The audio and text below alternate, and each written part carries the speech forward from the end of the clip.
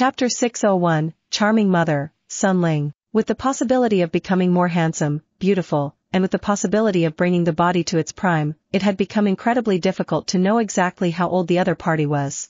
At first, this was not such a big change since mankind on Earth was just starting to evolve, but because the world they lived in was so anomalous, humans were also forced to evolve faster just like the other races for the sake of survival. As a consequence, the purity and amount of soul power of several of the existences that managed to survive this far by fighting and not being protected had definitely reached a stage where even a middle-aged person could easily look like a young man of around 30. The reason the mother of Xietain looked so young was clearly because she was a considerably powerful soul evolver.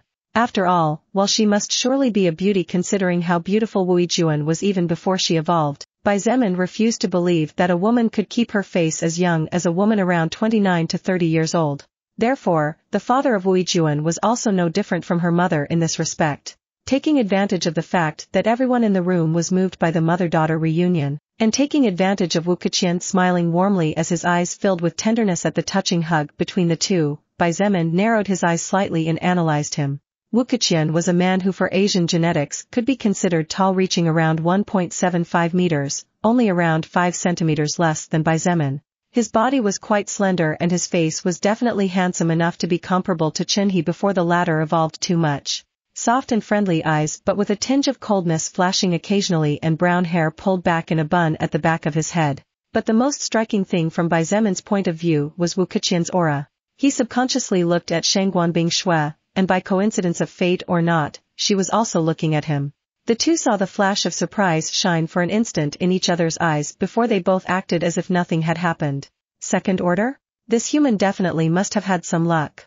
Unfortunately, he chose classes that were too weak for the sake of advancing faster through the ranks. It really is a pity, he threw away his future for the sake of having immediate power.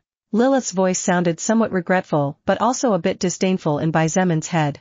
The more difficult the path one chose to walk, the harder it was to force oneself through the gate. However, when you managed to step onto that path, the future would become more and more steady as the path would become wider and wider, which would also increase your view of the front.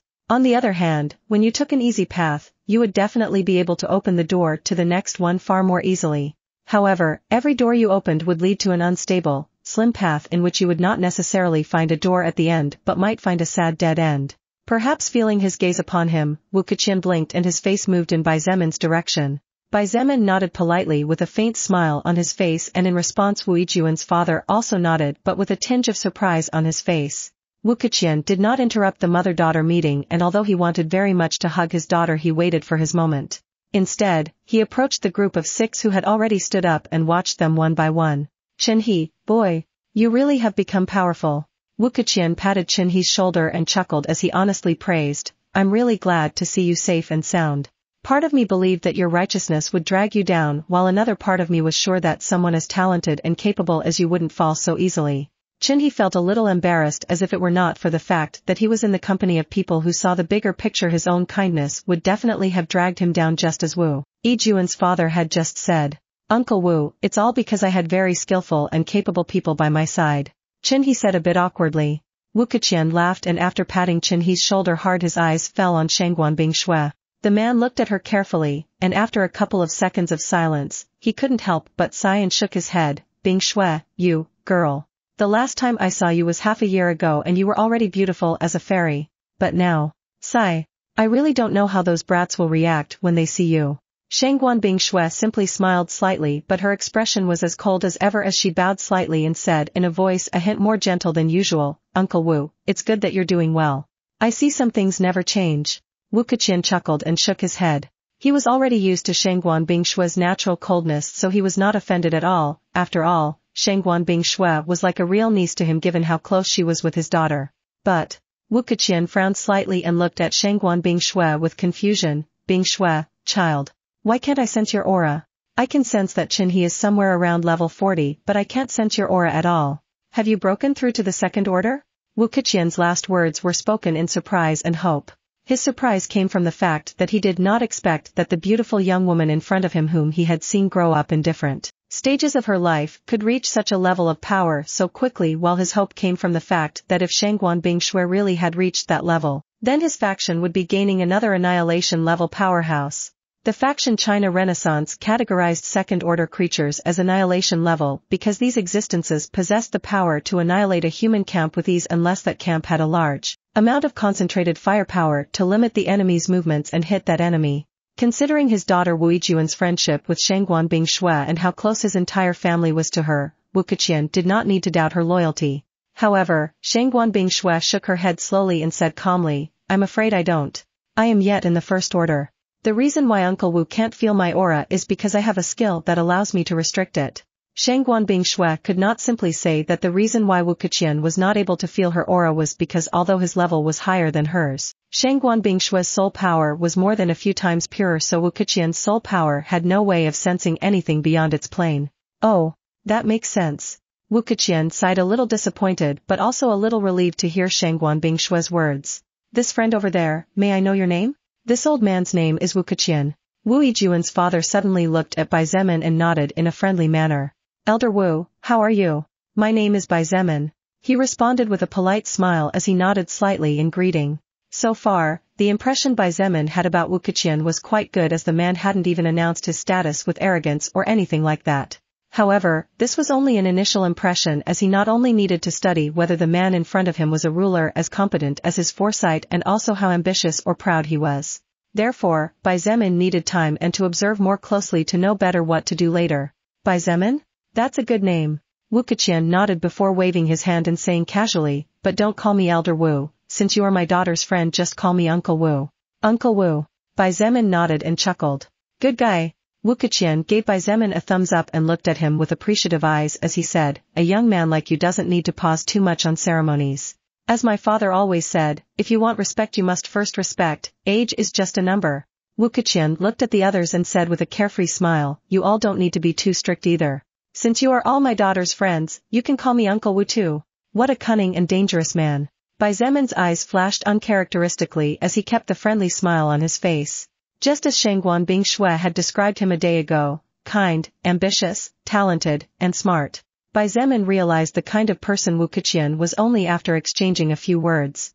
The reason why Wu Keqian acted so friendly was probably not only because everyone present had close relationships with Wu Yijuan, but his main reason was probably because as a second-order existence he could sense how powerful Cai Jingyi, Zhongde, and Nangong Lingxin were. Even if Wu Keqian was currently a powerful soul evolver, in the past he was a very talented politician, so he naturally knew the need to make strong relationships. As for why Wu Keqian asked Shangguan Bingshui about the matter of not being able to sense her aura instead of asking the same question to Bai Zemin was probably because he took advantage of the closeness between the two of them to obtain information. After all, it would be frowned upon if he suddenly asked such a personal question like that to a friend of his daughter whom he barely knew. "I think the cunning and dangerous man inside this room is you, if you ask me. Who ever notices so many things so quickly other than a cunning and dangerous man? You look like an old fox instead of a young man in his 20s. Lilith remarked in his head. "Father." Suddenly, Wu Yijuan's voice sounded inside the room, and when Wu Keqian turned around he barely had time to open his arms and welcome the beautiful young girl who flew into his arms like a little bird. "Coming home. Brat, you finally remember that apart from your mother you have a father?" Wu Keqian laughed out loud, and even though he tried to hide his emotion his trembling voice gave him away. As Wu Yijuan sobbed and let all her fears and grievances out, Wu Keqian stopped laughing and sighed. "You did well to come back. You did well to come back." He stroked his daughter's silky hair, while his other hand hugged her back tightly as if he feared life would take her away. As the father-daughter duo hugged and released the tension they held back for 2.5 months, Wu Yijuan's mother that had already wiped away her tears approached the group of 6 with a beautiful smile on her charming face. Then, she bowed and closed her eyes as she said in a dignified voice, "Thank you all so much for helping our daughter get this far. My name is Sun Ling, Yijuan's mother. If there is anything you need, please don't hesitate to tell me. I and my husband will do our best to help you." Qinhe and Zhongde were once again stunned as they stared at Sun Ling intently. Now that the woman had bowed, her seductive body had become more prominent as her dress tightened tightly at every curve to fit the new posture, especially the rear end, which looked especially salient. When Sun Ling straightened her posture, she didn't know whether to laugh or cry as she saw the 2 young men in front of her gawking at her. She naturally felt praised but also dumbfounded that innocent and shy young man Qinhe had actually become this impudent. Bai Zemin admitted in his heart that the woman in front of him was not only beautiful but as a mature woman her charm was beyond what a young woman could present. However, for someone like him who had been under the influence of someone like Lilith whose charm simply had no parallel, Sun Ling was not worth mentioning at all. Besides, even he began to feel embarrassed when he saw how Qinhe and Zhongde looked at Wu Yijuan's mother. Especially when it came to Qinhe, Bai Zemin really wanted to ask him if he was aware that the woman he was looking at like that was the mother of his childhood friend. Pa! Pa! Two slaps sounded inside the room and both Zhongde and Qinhe automatically brought their hands behind their heads as they looked at the culprit with bitter eyes. That's why all men are no good. Kai Jingyi snorted and took out a handkerchief before wiping her hands as if she was afraid of catching the perverted disease from those two. Then, she noticed that she said something wrong, so quickly looked at Bai Zemin and said with a chuckle, "Of course, our great Bai Zemin is the exception to the rule." Our great Bai Zemin? When those words came out of Kai Jingyi's mouth, the person in question could not help but cough uncontrollably and his face turned red as he looked at her in disbelief. This woman, wasn't she taking things too lightly? Even when it had been Bai Zemin himself who had ordered them to treat him as just another friend and not as the leader of the transcendent faction. For most of this operation, however, Kai Jingyi naturally had her reasons for doing what she did. Indeed, Sun Ling covered her mouth with one hand and giggled, causing her upper assets, which were even more magnificent than her daughter's, to shake constantly. Her giggling, her movements, her every gesture. Everything was full of natural seductive charm, completely the opposite of her pure and innocent daughter. All of you are not only powerful warriors even though you were probably just students in the past, but you still keep that youthful spark within you. Sun Ling said with a beautiful smile on her face. I'm glad my daughter was able to make wonderful friends like you all along the journey. Kai Jingyi's words not only served to lighten the uncomfortable atmosphere that was developing because of Qinhe and Zhongde, but also served to give Wu Yijuan's mother an overall good first impression of all of them. Be that as it may, Bai Zemin would not be Bai Zemin if he passed up this opportunity now that all the requirements had aligned perfectly. Aunt Sun, in fact, there is something I would like you and Uncle Wu to help me with. Wu Keqian was also paying attention to the conversation, so his curious eyes fell on Bai Zemin immediately when he heard his words. Chapter 602, Long Time No See, Father. Part 1. Bai Zemin did not feel intimidated at all even though he was being stared at by a gaze as penetrating as that of a person who had been in the political world all his life and whose presence alone had the ability to intimidate others. After all, Bai Zemin was no longer that college student who spent the rest of his time working in a repair shop. The current him was the proud leader of over 30,000 survivors and an armed and evolved army composed of thousands. Yes. Of course. Sun Ling nodded, a little surprised at first as she did not expect to receive a request so soon. But shortly she regained her composure and calmly said, tell me what you need, and as long as it's within our power and isn't something too excessive, we'll help you achieve it. Since that's the case, then I won't waste everyone's time here. Bai Zemin nodded and tried to remain as calm as possible as he slowly said, to be honest, during our journey there were many of our companions who died sacrificing themselves for us or for different circumstances got separated from us. However, dying in this chaotic world is as normal as breathing, and precisely for that reason we were all very clear that it was simply impossible for each and every one of us to make it through an entire district alive. Wu Keqian slowly released Wu Yijuan from his embrace when he heard the words of Bai Zemin and nodded silently. The words of the young man in front of him made a lot of sense, since even he, a second-order existence, was not confident at all when it came to crossing an entire district, let alone a group of young people wearing rather battered equipment who had not broken the threshold from the first order to the second order. However, when we all gradually gathered together we made a promise. Bai Zemin said in a serious voice, and his eyes even turned a bit red. That promise was that if any of us managed to survive and make it to Chongping district, we would search for the families of the others. The survivors, the 7 of us, carry the hopes of many who sacrificed themselves, and thanks to them we are here. Therefore, I would like to ask Uncle Wu and Aunt Sun, if it is not too much trouble, to help us find some people. The eyes of Zhongde and Qinhe widened as they looked at Bai Zemin as if they were looking at a monster. On the other hand, Nangong Lingxin kept her serious expression, but she bit her lip so hard that it began to bleed and her body even trembled slightly as if she was holding back the urge to cry. But she was actually holding back the urge to laugh. Meanwhile, Kai Jingyi actually started crying. She was even muttering under her breath things like friends, we will never forget you, or things like we will keep our word no matter what. It was as if the story that Bai Zemin told was true instead of pure lies that he casually blurted out. Shangguan Bingshue's little mouth opened and closed like a small drowning fish as she looked at Bai Zemin in shock. My God! Who the hell was the person in front of them? And to think that he could lie without blinking. You're getting good at this, Lilith said in his head as she stared at him dumbfounded. Of course, Sun Ling and Wu Keqian were clueless, and since Wu Yijuan didn't deny the words of Bai Zemin along with his red eyes that looked like they were about to burst into tears, the two of them fell roundly into the game of the little fox with the surname Bai. Sun Ling sighed and her eyes flashed with complex light as she whispered, "You are all so young, but you have been through so much." Bai Zemin honestly felt embarrassed as he could feel that the words of the woman in front of him were sincere and spoken from the bottom of her heart. However, his expression on the surface remained steady and calm like a well of stagnant water. "Young Zemin, don't worry," Wu Keqian suddenly said in a deep voice, "there may be many things beyond my reach. But if it comes to finding a human being within these walls, there is none that can hide even if they wanted to nor go unnoticed if I decide to look for them. Give me those names and I'll find them for you in a day." Sun Ling nodded in agreement and said in a soft but firm voice, "You have the names of those people you need to find? As long as they are survivors of this establishment we will definitely find them for you." Bai Zemin nodded and took out a notebook from his backpack. He took a few steps forward and handed it over respectfully with both hands extended straight ahead. Sun Ling, who was closest to him, took the notebook seriously and while opening it to see the contents said calmly, "Don't worry. I will personally take care of." Suddenly, her words paused and Bai Zemin couldn't help but ask in an anxious voice, "Aunt Sun, is something wrong?" "No. It's nothing." Sun Ling looked like a chicken that had been caught by the throat as her words had difficulty coming out of her mouth. She turned several pages of the notebook in her hand and after several seconds asked somewhat stiffly, "By the way, little brother Bai, do you have any idea how large a number of people are written here?" "Oh, about that." Bai Zemin waved his hand and said easily, "Of course, I know. It's around 2,352. 2,352. Sun Ling whispered as she looked at Bai Zemin with wide eyes. "Cough.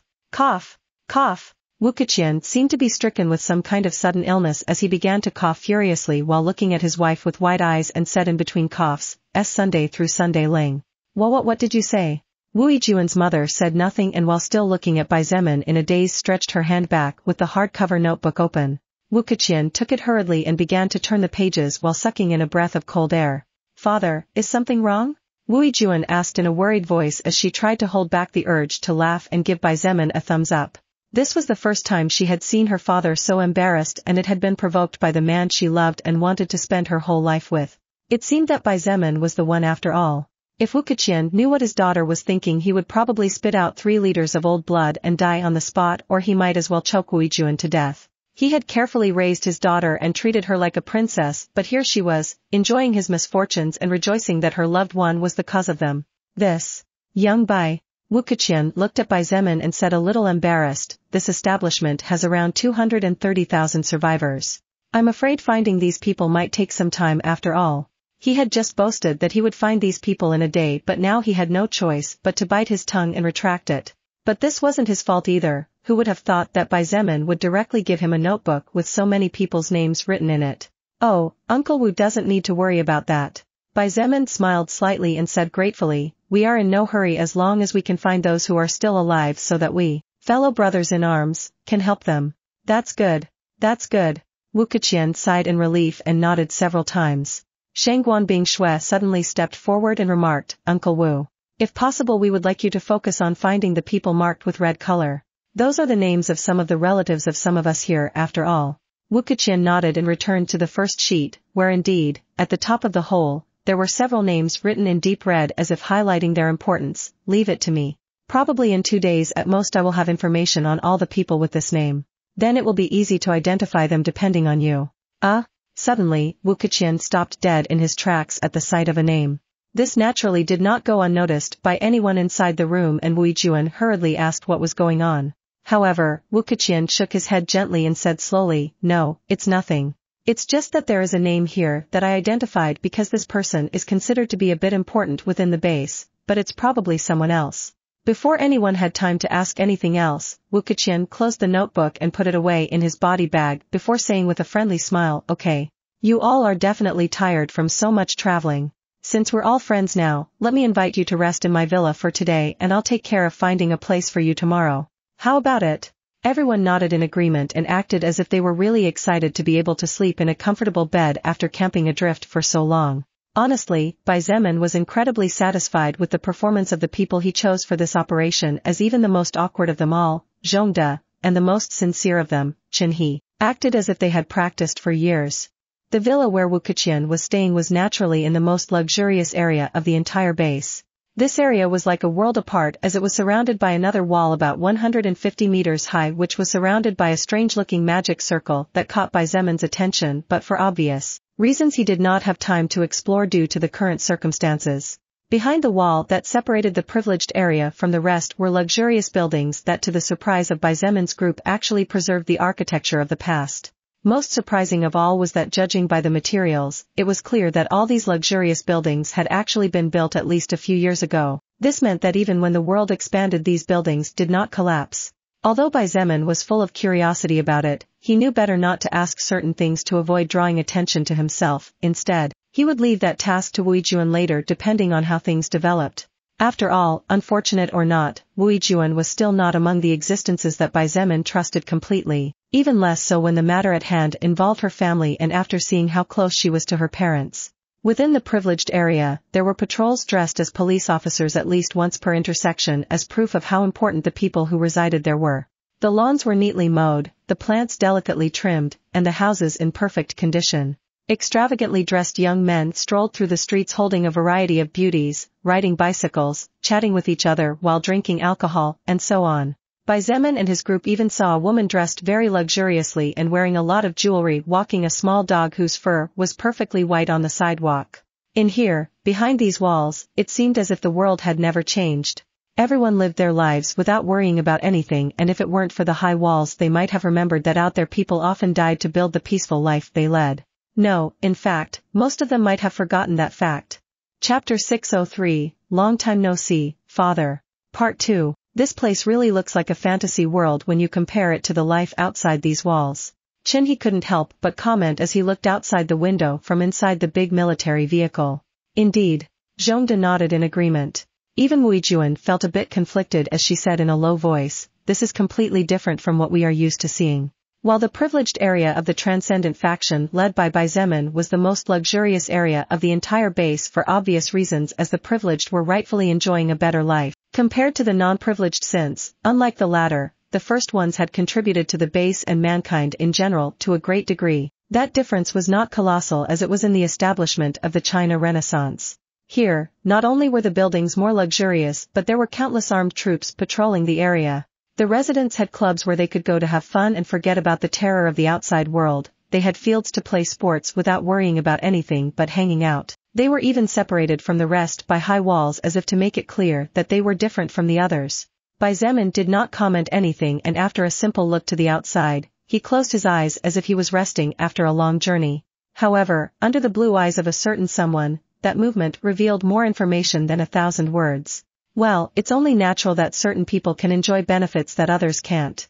Wu Keqian said calmly as he slowly explained, "You are all people who despite being young were forced to mature a lot and I am sure that on your way here you met several other human camps. As is the case with all races in the world, mankind also has to have its own classifications." Classifications? Zhongde frowned and muttered under his breath, clearly not liking that word too much. Right, classifications. Wu Keqian nodded in earnest and said serenely, "Young Zhong, if you put a lion and a lamb in the same den, what do you think will happen? The lion will either eat the lamb alive or be responsible for its death before eating it." Zhongde replied with an unreadable expression. "That's right." Wu Keqian nodded and finished, "It is the same with humans. To prevent the weaker ones from being bullied by the stronger ones, it is best to separate them to avoid trouble. In the past society, there were privileged people who even if they killed in broad daylight could avoid countless problems. Not to mention this world we live in where a life is worth less than a piece of dry bread. Without those walls, the privileged could kill and rape whenever they wanted and it would be very hard to control them. I can't just punish those who helped me in some way or another to get where I am, it would be frowned upon. Wu Keqian's words made a lot of logic and sense. If one were to look at the history books not only of China but of the whole world, one would definitely not find anything bad to speak of the current power regime. At the end of the day, history was written by the victor. However, one needed to sit and think for just a minute to realize that some of those who were part of the conquering team surely once committed some crime. If Wu Keqian were to punish with imprisonment or even death the son of one of his trusted generals or a powerful soul evolver just because that son beat a wanderer to death would not only attract the animosity and anger of an ally who could give him no end of problems but would also cause many of his allies to waver as to whether or not they should continue supporting him. Even as a second-order existence, Wu Keqian was clearer than anyone that he was not invincible. A few helicopter gunships could send him on a one-way trip to hell if he failed to get out of the target blast zone in due time, not to mention fighter jets and the like that possessed missiles with heat-based tracking technology. However, father. Wu Yijuan looked at her father hesitantly, and after a few seconds of silence she remarked quietly, "The world is already the way it is. Won't it be wrong to divide mankind more than it already is instead of trying to unite them all?" "Child, what more wouldn't I want?" Wu Keqian sighed and caressed his daughter's face as he said regretfully, "But humans aren't that easy to control. Unless I became a dictator willing to slaughter anyone who doesn't follow the rules left and right, there will always be one who will break the rules. At least, by dividing them this way the broken rules won't take lives. You will understand in the future." The interior of the vehicle became silent after Wu Keqian said those words. That slightly awkward silence lasted for almost 2 whole minutes before the mother of Wu Yijuan suddenly asked, "Little brother Bai, if it were you, what would you do?" The eyes of everyone immediately focused on Sun Ling. Wu Keqian looked at her with surprise in his eyes while the group that came from the north together with Bai Zemin gawked at her. Especially Wu Yijuan, she didn't understand why her mother would ask such a question. Bai Zemin calmly opened his eyes and met the black eyes of the beautiful woman whose appearance was youthful but whose aura exuded maturity. He did not lose his composure and asked back, "Before I answer that question, may I know the reason why you ask that of me, Aunt Sun?" Sun Ling smiled beautifully and said in a mischievous voice, "Oh, it's because these 2 ladies in front of me have been looking at you sideways all this time as if they wanted to see your reaction to that conversation that happened just now, and after taking a better look I realized that it wasn't just them but the 6 of them. You must be the leader of this group, right? Although I am curious as to how such a thing happened, since apparently, you are not the strongest of the 7. Previously, Bai Zemin had managed with the guidance of Lilith to release some of his soul power such that his level seemed to be around level 36 to 38. While it wasn't bad, it wasn't a big deal either, and even though it was only for an instant, that change in his aura naturally didn't go unnoticed by Sun Ling and Wu Keqian. Therefore, he was not surprised by the words that the mother of Wu Yijuan just said. Bai Zemin looked at Wu Yijuan and Shengguan Bingshui for a second and noticed that indeed the 2 women had lowered their heads in embarrassment. But he didn't blame them. After all, Sun Ling had probably also been involved in politics for many years, so it was normal that a couple of young people who had only been getting real experience in scheming for 2.5 months couldn't compete against her. "Aunt Sun, sometimes, being strong doesn't mean leading. Strength is good, but it won't always be the strongest who will be the victor." Bai Zemin shook his head, tactically accepting that he was the leader of this group since there was no need to hide it anyway. Regardless of whether it was Wu Keqian or Sun Ling, they were both shocked by the words that Bai Zemin said. Sun Ling looked him up and down for several seconds before saying with admiration in her voice, "It's really impressive that such a young person can say those words from the bottom of his heart. I have seen more than a few young soul evolvers get devoured by beasts or zombies weaker than them after being surrounded or after making a bad move that sealed their fates." Seeing Bai Zemin silent, she didn't let him slip away and quickly pursued, "So, about my previous question. What would you do if you were the leader of this place? To divide or not to divide? What your daughter said earlier are my thoughts on that," Bai Zemin pointed out calmly. Sun Ling looked at Wu Yijuan before turning her eyes to Bai Zemin and asking, even more confused than before, "If you don't divide the bad fruits from the good ones, eventually they will all rot. You're clearly a smart young man, so I'm sure you know this too, don't you? If a fruit in the drawer rots, all we have to do is throw that fruit away." Bai Zemin chuckled and said not so jokingly, "Aunt Sun, rotten fruits are not eaten by humans, are they? What's the harm in throwing them away for animals to have instead of letting them affect those fruits that are good for human food?" The little mouth of Sun Ling opened slightly, and although she wanted to refute what she had just heard, she soon realized that the unusual analogy that the young man in front of her made was both too detailed with respect to the current situation and even more correct. Separate good fruits from the bad ones? Why was it necessary to separate? Who was going to eat the bad fruits? Since no one would eat them, then wasn't it just better to throw them away instead of leaving them there taking up part of another precious drawer that could welcome more good fruits? Instead of slaughtering to experiment whether the rest will become more obedient, I prefer to separate. It won't be easy, I understand that. But I think it's the best way. If we look at the past, there was no shortage of leaders who tried to rule with a stone hand, but in the end, they all ended up failing and dying not long after. The history of our China is the best proof of that. Wu Keqian sighed and shook his head. "While your words may sound correct and indeed make a lot of sense, we are humans, not fruits." Bai Zemin chuckled and said in a cheerful voice, "Of course, I was just answering the question from Aunt Sun, that's all. Oh well, I guess I wouldn't make a good ruler, which is normal. After all, I was only born into an ordinary and simple family. Even though Bai Zemin said that Sun Ling seemed to want to say something, but after some hesitation, she seemed to regret it, so she finally said nothing.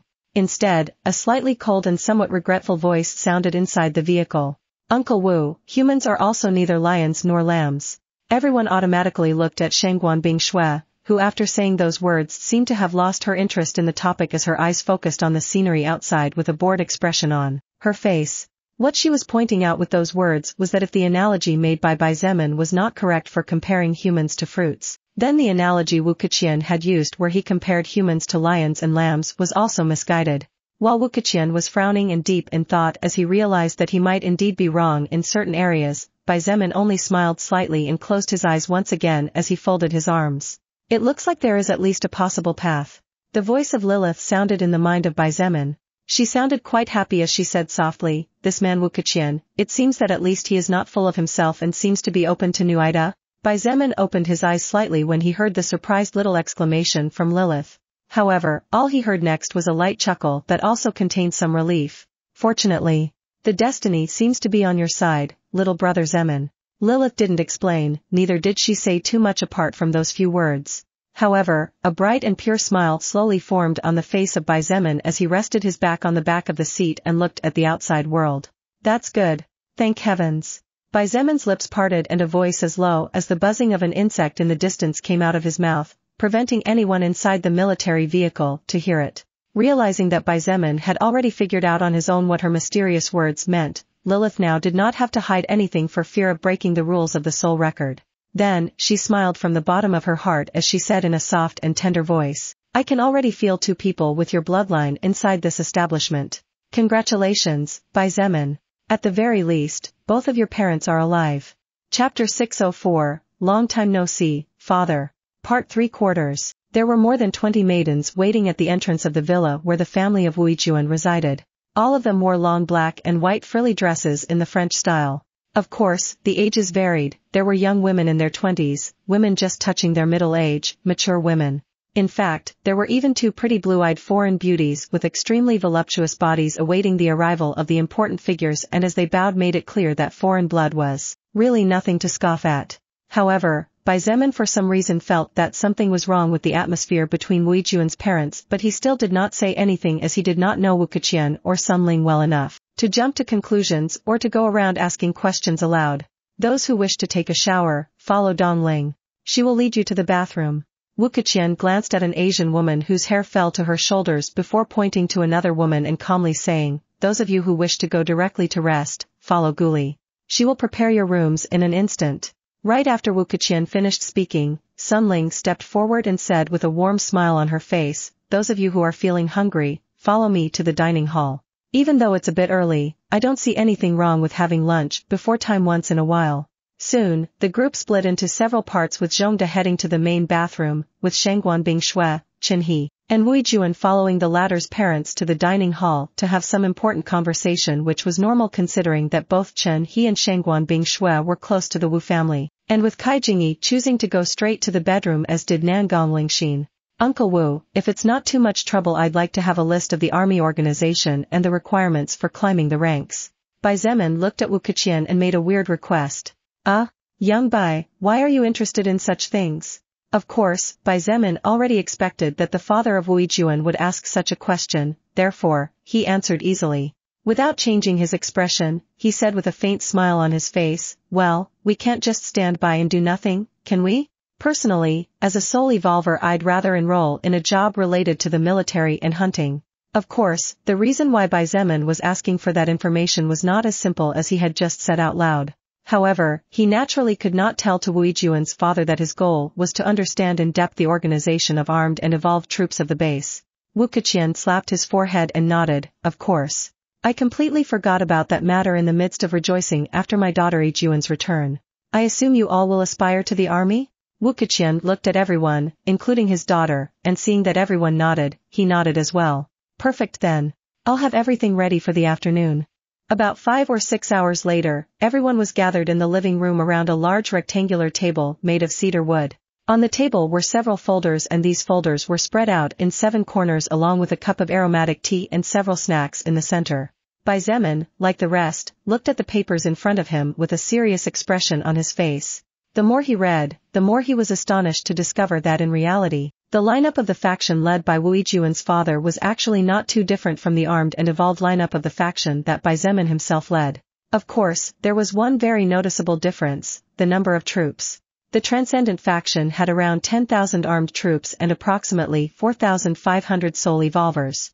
On the other hand, the Chinese Renaissance had around 80,000 armed troops and approximately 6,000 soul evolvers. The difference in armed troops was simply abysmal to say the least, as the armed troops of the Chinese Renaissance alone exceeded the number of total survivors under the Bai Zemin government by almost 3 times. But this was also natural considering that the Chinese Renaissance had over 200,000 survivors. It would not be difficult for Wu Yijuan's father to recruit people as long as he had the firepower to equip them.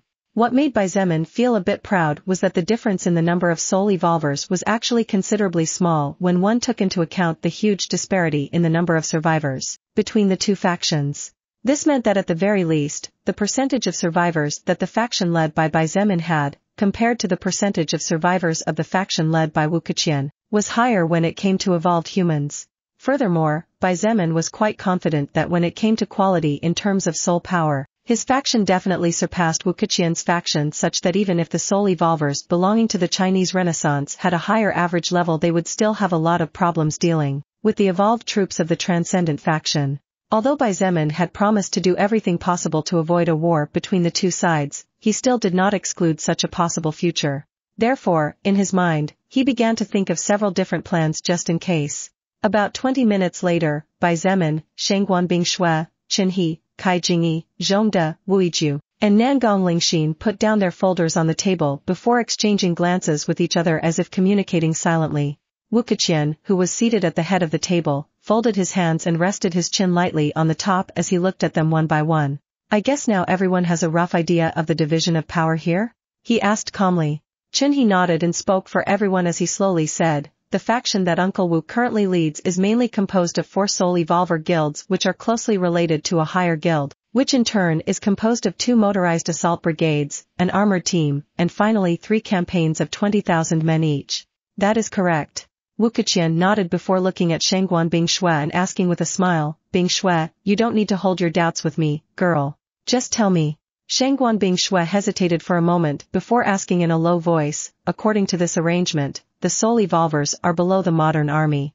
I was wondering if Uncle Wu arranged it this way to keep the soul evolvers under strict control." Wu Keqian sighed and leaned on the back of his chair as he calmly said, "The soul evolvers are definitely the future of mankind, I have no doubt about it. But, they are too unstable. Right now I have a dozen assault helicopters and about 50 battle tanks with which I can barely keep them at bay. I need all of them to go through a lot of military training to get them used to obeying commands and fighting for a general good instead of their own." Just as Bai Zemin always said, the human mind was fickle and each head was a world apart. Therefore, it was difficult to know what each soul evolver was thinking, even less so when they were all getting stronger with each passing day. Therefore, Wu Keqian's approach was not exactly wrong from a certain point of view. However, while looking at the papers in front of him, Bai Zemin detected several problems with the current administration, problems which naturally someone like Wu Keqian and his trusted people did not overlook either. "Phoenix, Blue Dragon, Black Tortoise, White Tiger," Wu Keqian said in a thoughtful voice. "Those are the names of the 4 soul evolver guilds, as you all must have already seen after reading those documents. The Phoenix Guild is composed of mages with high magical attack power. On the other hand, the Blue Dragon Guild is composed of mages with crowd control skills. Meanwhile, the Black Turtle Guild is mainly composed of strength-based soul evolvers with high physical attack power and the ability to raise large shields to protect the rest.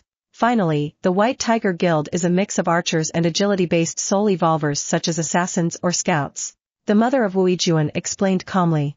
After a short pause, she continued, "By separating them into groups, it is not only easier to give commands depending on the need of the moment, but it is also possible to make a gap caused by the competition between the different parties, which in turn will make it difficult for these 4 guilds to unite to cause problems for the central government." Everyone present had to admit that the idea of Wu Keqian or whoever came up with the idea of splitting the soul evolvers into 4 different groups was great, since, as Sun Ling mentioned, the chances of revolt would plummet that way. The only big problem is that by splitting them up like that, the competition can get a little out of hand sometimes.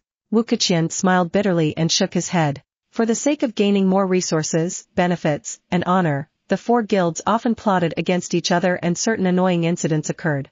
However, this was also a certain relief for the central government since that way the four guilds would keep each other busy. Moreover, with trusted people taking the most important positions within the four guilds, Wu Keqian had further reduced the chances of someone targeting his head.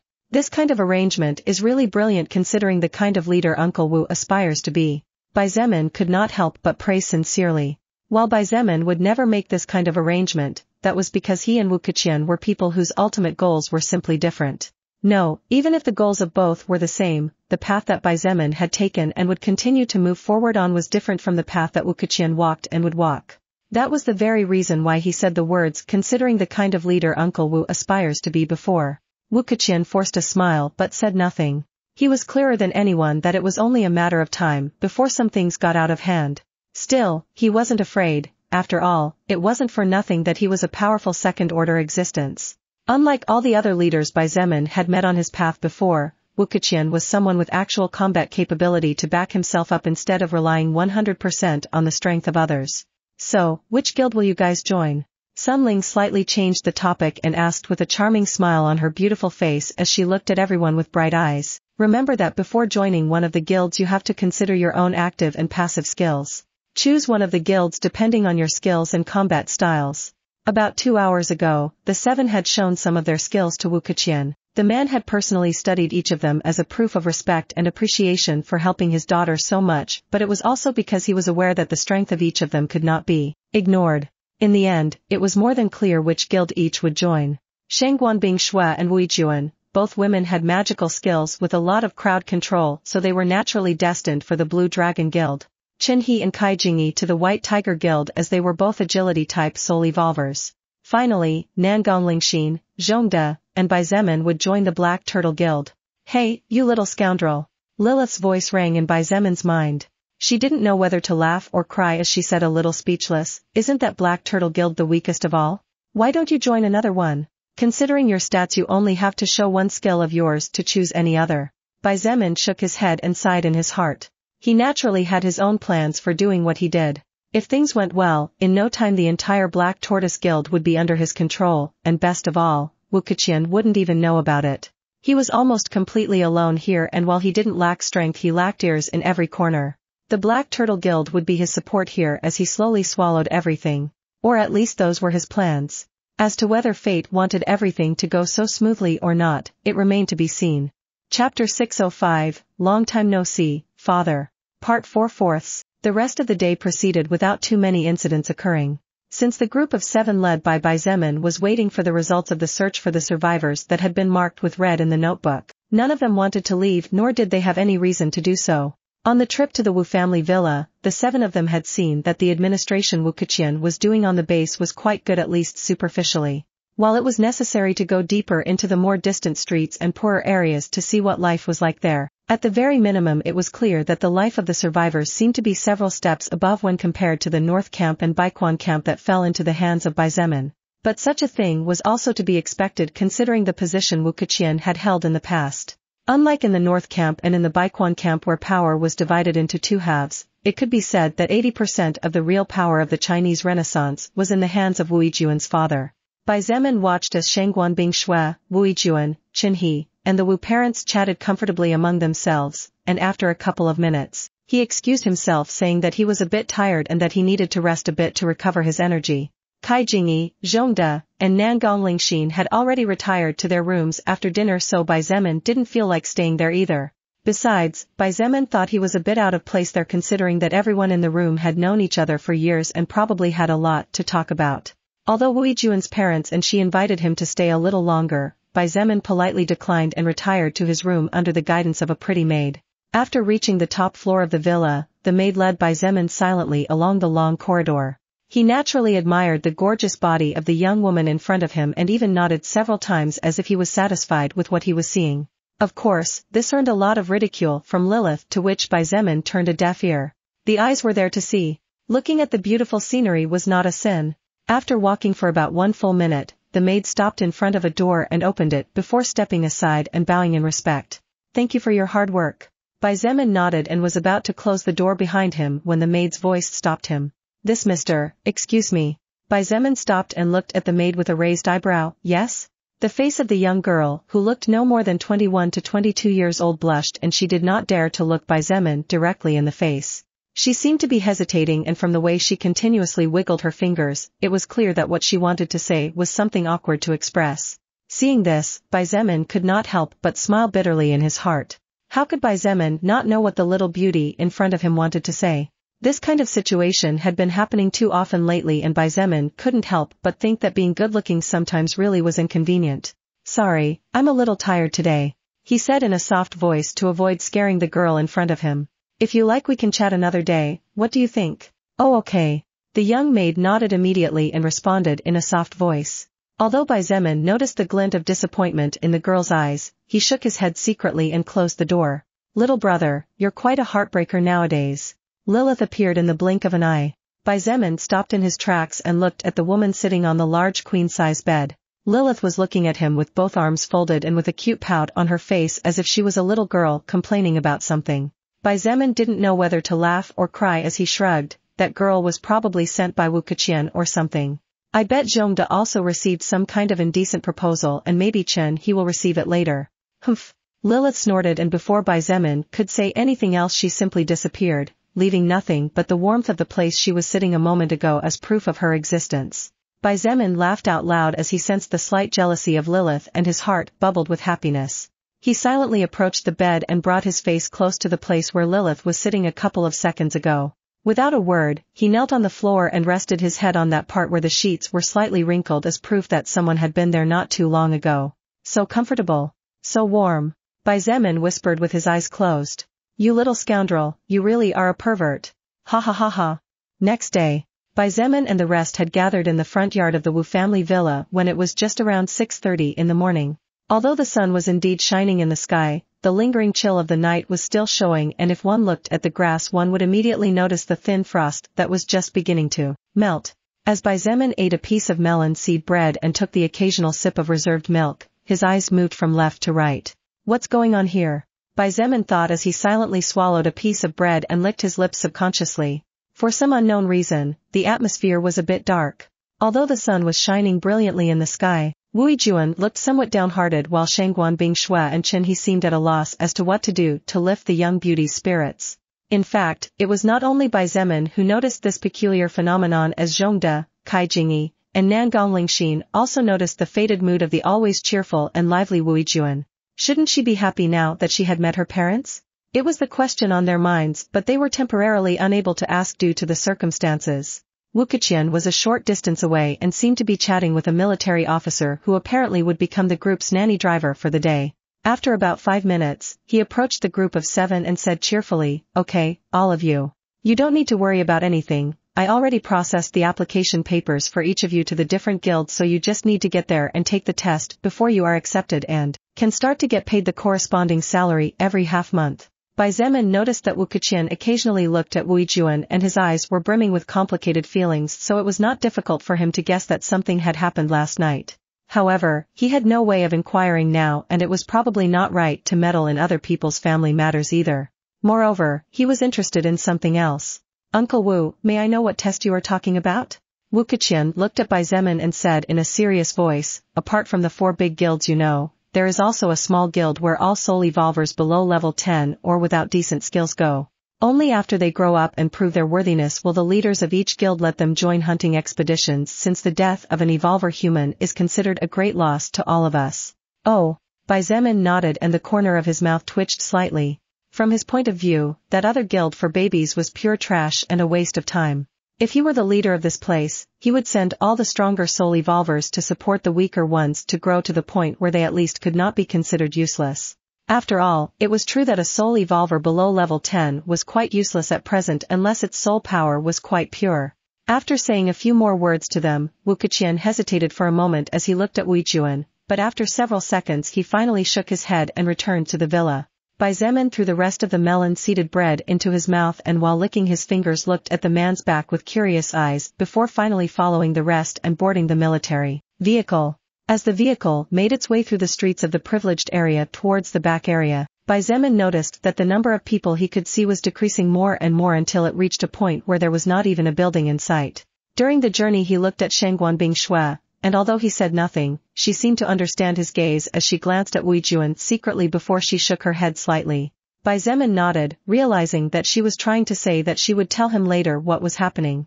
You two seem to understand each other only with your eyes. Quite annoying. Bai Zemin cleared his throat at the jealous succubus words but refused to comment on it. In fact, there was nothing he could say since even he didn't know how this strange comprehension worked. A few minutes later, the military vehicle passed through several military checkpoints and not long after reached a huge estate several kilometers long and wide. Bai Zemin didn't know how big the base was in general, but to be able to hold over 200,000 people and still not look crowded, it was definitely very large. The nearest site is where the Black Turtle Guild test takes place. The military officer from before and who was acting as a driver looked in the rearview mirror and announced in a respectful voice. Zhongde, Nangong Lingxin, and Bai Zemin exchanged glances before nodding without commenting on it. About 10 minutes later, the three left the military vehicle and once they said goodbye to the rest they looked at the huge open field in front of them. Had it not been for the small wooden hut they might have thought they were really abandoned there. As they approached, an old woman dressed in military uniform pointed behind her and handed the trio a piece of paper with a number on it to each of them. After that, she indicated that they had to go 2,000 meters deep to reach the test area. Number 12? Bai Zemin muttered as he pretended to run alongside Zhongde and Nangong Lingxin. I guess this is the order we will take the test on. I'm 22. Zhongde pointed out as he casually put away his paper. I got number 15. Nangong Lingxin said as she looked at her paper. Ha ha ha. This somehow feels like light novels. Bai Zemin chuckled and suddenly said. Light novels? Zhongde looked at him with strange eyes, something that Bai Zemin naturally ignored. After arriving at the area the old woman from before had indicated they saw a square. Or rather, what had once been a square as it was now in pieces as if a great battle had occurred in the past. There was no one there. I guess we have to wait. Bai Zemin shrugged and casually sat down on a large rock. Zhongde followed him and sat down next to him as he remained silent while Nangong Lingxin stood there observing the surroundings curiously. To kill time, Bai Zemin suddenly looked at Zhongde and said with a smile that any man would understand, Hey, Zhongde. Yesterday, did you have fun? Yesterday? He boy. Zhongde blushed and began coughing furiously when he finally understood what Bai Zemin meant. He hesitated for a few seconds before nodding reluctantly. Bai Zemin sighed and as he patted him on the shoulder said in a low voice, Our Zhongde has finally grown up. Time really flies. Lead, what about you then? Zhongde looked at Bai Zemin and asked, still blushing. Me? Bai Zemin lifted his chin and said arrogantly, This old senior here has slept with so many girls that he has already lost count. Pooey. Zhongde spit on the ground and said furiously, Bullshit. Who didn't know that Bai Zemin was rarely seen with any women? In fact, after rejecting so many beauties even some bizarre rumors were starting to spread among small groups of people. Bai Zemin snorted and did not comment on the matter. Time passed and as the minutes began to expire the number of people really increased. First it was 10, then it was 20, and after about 40 minutes the number of soul evolvers stopped at just over 30. All of them were at least level 10 and wore leather or plate armor. Some carried scale or bone shields while others carried swords, spears, maces, and other types of melee weapons. They must be the ones who want to join the Black Turtle this time. Bai Zemin thought silently. Just then, a small commotion arose when approximately 5 people appeared in the distance. There were men and there were women. All of them were wearing armor clearly of better quality than the soul evolvers who had just arrived and looked quite proud. Some were chatting with each other while others were silent with serious expressions. Bai Zemin sneered at the proud look some of these people had. Since when did being level 25 to 30 become a reason to act so cocky? In his faction, the number of soul evolvers who had reached that level range definitely numbered over 600 and was growing rapidly with each passing day. However, when his eyes fell on one of the people who was walking silently and with a serious expression on his face, Bai Zemin's eyes trembled fiercely and his heart shuddered just like a raging sea lashed by continuous waves. He stood up abruptly and for an instant lost all his calm. Leader? Zhongde whispered under his breath as he looked at Bai Zemin in shock. Nangong Lingxin also looked at him worriedly and trying not to draw so much attention to herself she moved closer for fear that something bad would suddenly happen. This was by far the first time they had seen Bai Zemin behave this way. In fact, Nangong Lingxin thought that something was wrong with Bai Zemin's body so she was preparing to activate her skill at the first strange move from the other party.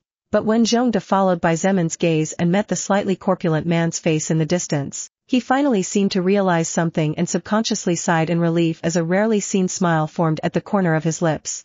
"I'm really happy for you, leader," murmured the silent Zhongde in a voice that only he could hear.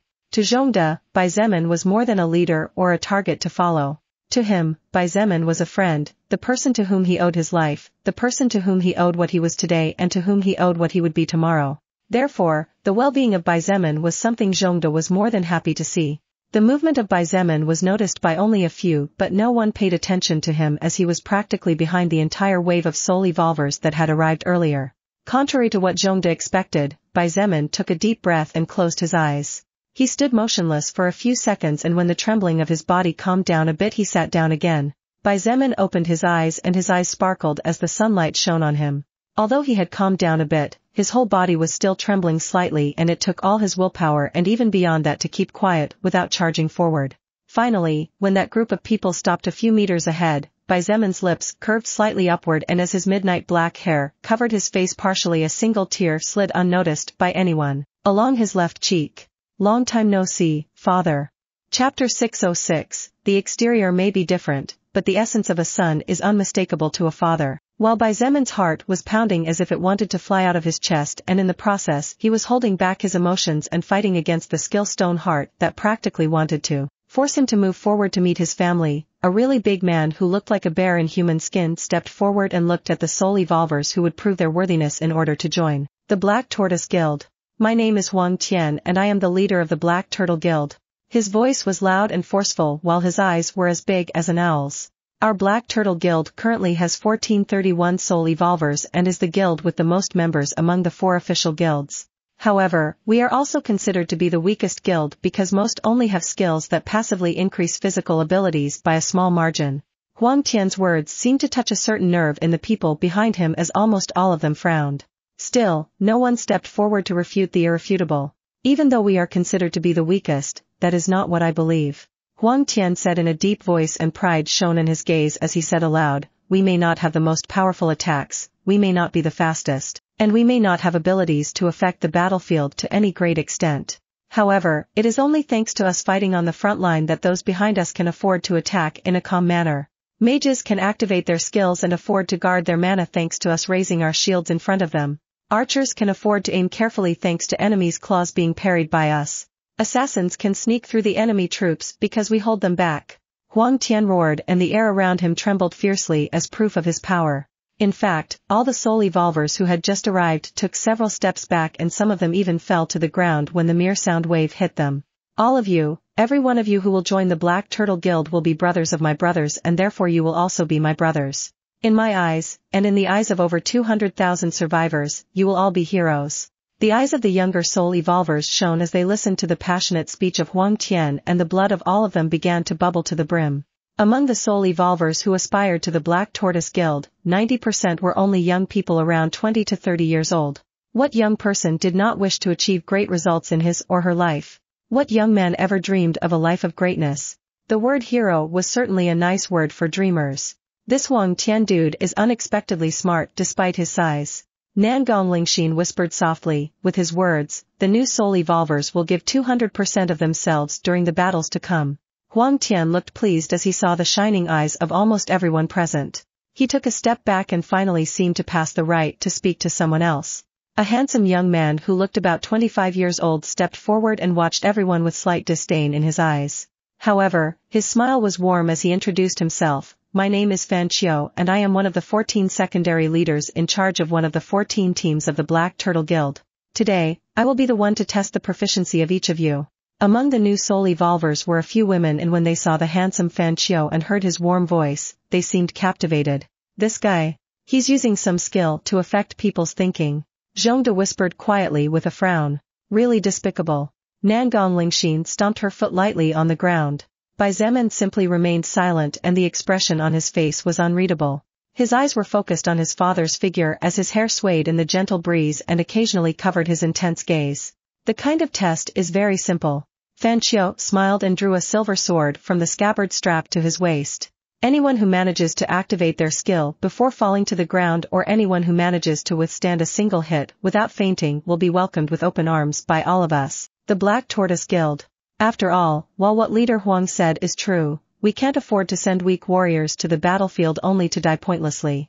Fan Qiu's words sounded righteous, so the frown that was beginning to form on the faces of some soul evolvers disappeared in an instant. In fact, they began to see him in a good light immediately. Alright, let's start with the number 1. A young man dressed in plate armor and holding a spear stepped forward with his head held high. His age was around Bai Zemin's age and his eyes were sparkling with vigor as he took a somewhat awkward stance after reaching the center of the ruined arena. Are you ready? Fan Qiu asked calmly. The slight smile on his face did not disappear from start to finish and his posture was slack. Despite being aware of the difference, Fan Qiu's disdainful attitude naturally annoyed the young man and his little pride was soon hurt. Therefore, after taking a deep breath, the young man nodded, I'm ready. Immediately after saying those words, the young man's mouth opened and he shouted, Power of. However, his words did not reach their destination and the skill he wanted to activate was not activated when Fan Qiu's figure a little more than 10 meters away became blurry in the young man's eyes, appearing before him the next instant. Bang! The eyes of the young man widened as an overwhelming flood of pain assaulted him. His legs gave up and before he knew it he found himself kneeling and spitting blood continuously. Fan Qiu held his attack stance for a second longer before sheathing his sword with the same slight smile as before. He looked at the young man who was coughing continuously and gasping for air before saying calmly, Even though I only hit you with the hilt of my sword, you are still conscious so it is considered passing. Still, your equipment is kind of bad. If I had attacked with the edge of my sword, your abdomen would have been pierced easily. Fan Qiu's words caused some of his companions to frown in disgust but no one stood up to say anything. How could the kneeling young man have good equipment? It was already good that he had plate armor with around 70 points of defense let alone having something of better quality. Besides, with the difference in stats and levels between the two, Fan Qiu was just bullying the weak. The young man staggered to his feet, his face pale as a sheet. It was clear that the injury had been serious enough to need medical treatment and rest for at least a couple of days. Is something wrong? Fan Qiu kept the same expression as he looked at the young man mockingly after noticing the angry look the last one was giving him. The young man subconsciously lowered his gaze as he met Fan Qiu's eyes. The difference was too great, he was no different from a tame cat trying to take on a ferocious tiger. Fan Qiu nodded in satisfaction before saying loudly, Number 2, step forward. Time passed quickly as each fight took no more than a second or two. However, for the novice soul evolvers what they were experiencing was no different than a hell of terror so time for them flowed too slowly. Similar to the number 1, the rest of the soul evolvers who stepped forward also ended up in a miserable state. None of them managed to activate their skills in time as when their lips moved Fan Qiu immediately closed the distance and attacked them. While they all passed except for number 9, it made no difference when it came to looking ridiculous. At the end of the day, all of them only served to boost the ego of the increasingly proud and arrogant Fan Qiu. This bastard. Nangong Lingxin clenched her fists tightly and said through gritted teeth, I have number 15. When it's my turn, I'll see to it that this evil-born cretin experiences the biggest embarrassment of his life. That will depend on the number 12. Zhongde muttered while looking sideways at the silent Bai Zemin. Around 1 minute later, Fan Qiu shook his head as the number 11 staggered away. Really? What are the higher-ups thinking of sending such weak people? Won't they be eaten by beasts in the next expedition? Although it's a pity, there's not much I can do here. Fan Qiu sighed before turning around and saying loudly, Number 12. Several seconds passed but no one came forward. Just as the murmurs were beginning to make themselves heard, Fan Qiu frowned and shouted this time with some displeasure in his voice. I said number 12. Bai Zemin took a deep breath and with a slight smile on his face stood up. His not-so-small movement naturally caught everyone's attention now as the gazes of everyone present was searching the crowd for the person with the number 12. As Bai Zemin walked forward, he heard some whispers. He's probably scared. Maybe that's the reason he took so long to stand up. But you can't blame him for that either. At the end of the day, the other side is too brutal. You have the number 12? Fan Qiu looked at Bai Zemin with a frown. Not even 2 or 3 seconds had passed since Fan Qiu saw Bai Zemin but he immediately hated him. This was only because the young man in front of him was so handsome that when Fan Qiu tried to compare himself he realized that he was nothing but a mud pawn trying to compare himself to the gorgeous white clouds in the sky. Besides, the faint smile on that youthful face for some reason made Fan Qiu's irritation only grow bigger. Bai Zemin didn't bother to reply and simply held up the paper with the number pointing to the front for Fan Qiu to see. Arrogant brat. Let me see if you can still smile when you wake up somewhere with broken bones. Fan Qiu thought viciously as he took a deep breath to contain his anger from showing on the surface.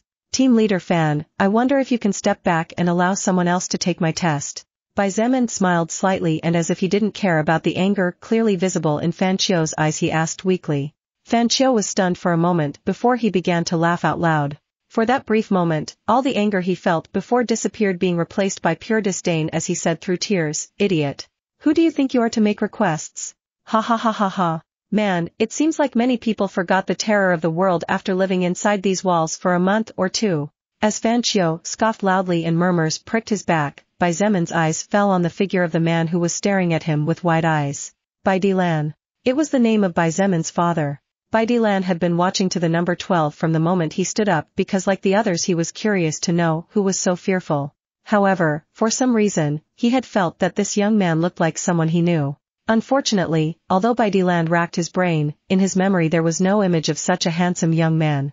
Therefore, after a few seconds, he simply assumed that number 12's facial characteristics were probably too striking, so his brain had associated him in such a way. However, when the number 12 spoke, Bai Dilan's head went blank. As if a 2,000-kilogram hammer had hit the back of his head, Bai Dilan felt as if something exploded inside his mind, and for an instant, he didn't know how to react. That slightly deep voice, that natural confidence and arrogance, the way he walked. Now it all made sense to him. The reason why the number 12 was so familiar to him. Zizay. Bai Dilan's lips parted slightly and a sound as low as the buzzing of a mosquito came out of his mouth. His eyes widened as tears slid down his face without his awareness. The outside was definitely different. Although the natural characteristics had not changed, everything else was just way too perfect. However, there was something a father would never mistake when it came to his son. The number 12 and his son were almost 100% different on the outside, but that essence that shone brighter than any other was unmistakable. Chapter 607, First Father-Son Talk. After a long separation, when Bai Zemin noticed the tears slipping from the wide-open eyes of his father, who was staring at him standing as if lightning had struck him and taken away the mobility of his body, he had to turn his head to look away. Otherwise, Bai Zemin would lose all confidence in not acting like a 5-year-old and throwing himself into his father's arms right now. If his father was just a normal person, then there would be no problem. If Bai Zemin was not a leader who for better or worse needed to maintain a certain level in front of his subordinates, then it would be fine. However, Bai Dilan was clearly a warrior with status in here, and Bai Zemin was no longer that young man who could act carelessly. At the end of the day, many things had changed for both father and son. Prepare for the test, number 12. Fan Qiu's voice sounded a hint colder than usual. Bai Zemin turned slightly to face him and met two chilling eyes, followed by the sharp sound of a sword being unsheathed. There are many more waiting behind you. Fan Qiu smiled slightly, but the discomfort was clear to all. Among the soul evolvers, Zhongde shook his head and muttered, this guy really doesn't know what's good for him. Just when everyone thought he was talking about the number 12, Nangong Lingxin, who was next to Zhongde, nodded and said in a cold manner, it's better this way. When Bai Zemin sweeps the floor with that Fan Qiu character, I want to see if after he wakes up has the courage to show that nasty smile on his face one more time. My only regret is that I won't be able to put him in his place myself. The people around the two looked at them as if they were crazy. In fact, without making a sound, some of them started to move away a little as if they were afraid of getting into trouble. Sweeping the floor with Fan Qiu? These two had not seen how strong that person was or what they had been doing all this time. Be that as it may, the answer would soon come out. The eyes of Bai Zemin flashed with a hint of coldness as he looked at Fan Qiu. If it were a different time, a different situation, a different circumstance, then he could ignore the slight discomfort he felt towards Fan Qiu after seeing him beating up new soul evolvers, beatings that could even be triggering them to stop evolving. Unfortunately, Bai Zemin needed an excuse to approach his father right now, and Fan Qiu was just getting in the way. Therefore, I hope you won't regret it when you wake up tomorrow. Fan Qiu was dumbfounded for a split second before his face distorted into a grimace of fury. You, Fan Qiu seemed to want to say something else, but suddenly his voice caught in his throat. His eyes widened and his pupils quivered in shock as his body froze in place. How was this possible? With a hand the size of his face spread wide open such that practically his entire face was covered, Fan Qiu moved his eyes stiffly to the side only to find the profile of the soul evolver number 12 right next to him. Unfortunately for him, Fan Qiu did not have time to think too much, nor did his body have time to react to what was happening. Before he could even move his sword an inch, Xietain moved his left foot forward so that his left leg was practically oblique to the ground. With his left arm behind his body, Xietain fiercely moved his hand that was clinging to Fan Qiu's head forward and taking advantage of his stance brought the examiner's body straight to the ground. Boom!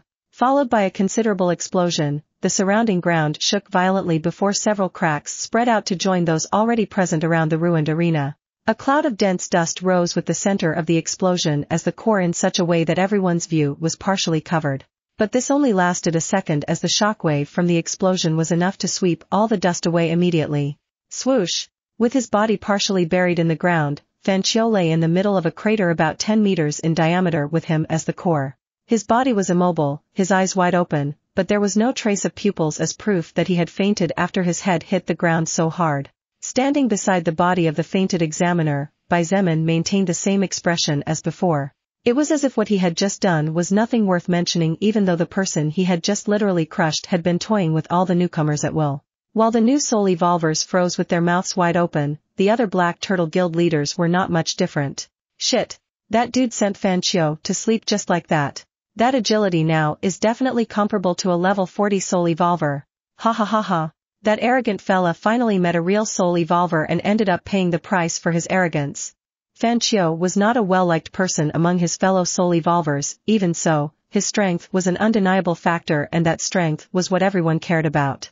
Fan Qiu was strong and his union to the battlefield had saved the Black Tortoise Guild from many troubles. This was the only important thing.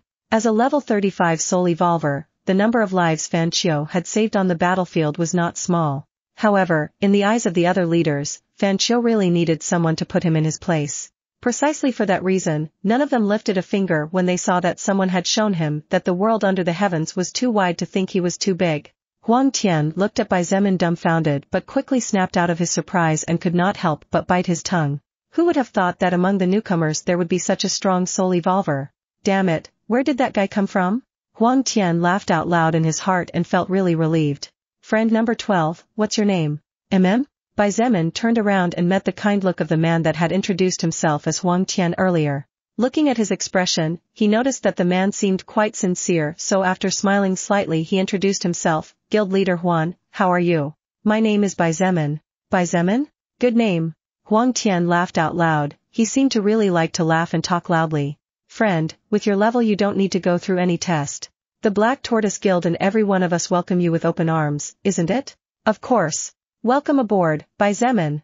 The next expedition will be much safer with another first-order soul evolver this strong. Honestly, Xietain was a bit surprised to be greeted with sincere and warm expressions. From his point of view, he had just smashed a rather important member of the Black Turtle Guild to the ground, so he expected some hatred or at least a few angry glares. I guess that fan dude wasn't that popular after all. Xietain felt a little relieved that his uncontrolled emotions would not cause him any trouble this time. To everyone's surprise, Xietain shook his head and said in a soft voice, Guild leader Huang, everyone. I am very grateful for the warm welcome you all are giving me even when I hurt one of your fellows, but I would really like to be tested for the last time. This. Huang Tian and the others looked at each other in confusion. Xietain, you don't need to worry about Fan Qiu. He only lost knowledge and wasn't even seriously injured. You could say it's his fault for being too arrogant and getting overconfident in the middle of the combat. Huang Tian said in a heavy voice. However, Xietain shook his head again and was about to say something when a voice beat him to it. Fine, I'll test you. Everyone's eyes, including Xietain, automatically moved to the source of the sound. There, Baidilan's gaze was fixed on Xietain as if the man was afraid that the young man in front of him would disappear the next instant. Baidela Huang Tian suddenly stopped as a thought flashed in his mind, and as he looked at the way Baidilan and Xietain looked at each other he seemed to realize something. Not only Huang Tian, everyone else who knew Baidilan's name seemed to notice something as the place immediately fell silent.